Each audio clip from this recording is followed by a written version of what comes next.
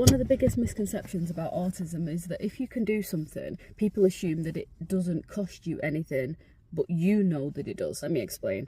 Hi, I'm Jade. I'm a private psychotherapist. I'm also diagnosed autistic, and I run a place called Planet Pure, a place where I help autistic people begin to understand themselves rather than blame themselves. And I've been thinking about this after a weekend out. I went to a bottomless brunch, and then I went to see a Spice Girls tribute act, and it was genuinely lovely. I enjoyed the people that I was with, I enjoyed the music, and I enjoyed being there. But what most people don't see after I post the pictures on my social media is everything that I have to do that surrounds the event of going out. So before I've even got there, I was already preparing for where it was. Am I familiar with the area? What food do they serve? What drinks do they have? How long will I be there? What is the atmosphere like? Can I find videos on the atmosphere?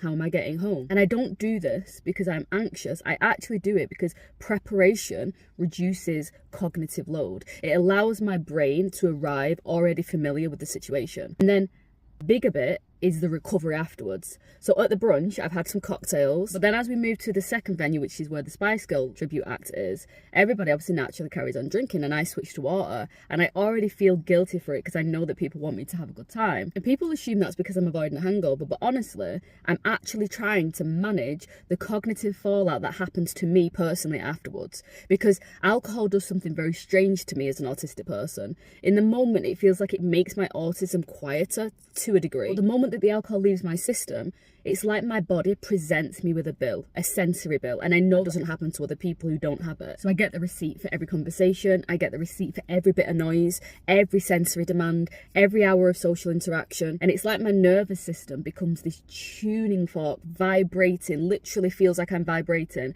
and it's like, right now you need to process everything that you've borrowed energy for. And this can happen for days, weeks, where my thinking is slower, I can't find words, my voice is flatter, my concentration isn't sharp, my energy drops, and everything just takes so much more effort. And the next day my husband was laughing because he's like, you've already had 2 naps today, why are you going to bed at 8:45? But the main reason is because as soon as I get home, the priority for me is recovery. It's fresh air, it's comfort programs, it was drawing, it was convenient foods, it was very low demands, it was extra sleep and an early night, because I know the cost that I pay if I don't pay attention to the cost. It starts affecting everything. It affects me. It affects my ability with clients, my family, school runs, errands, rugby, my ability to think clearly, my ability to function. And many autistic people I know might try to explain how they might be able to do a thing, but the fallout afterwards isn't quite the same as it is for everybody else. Because being able to do something is one thing, but being able to do something sustainably is another thing entirely.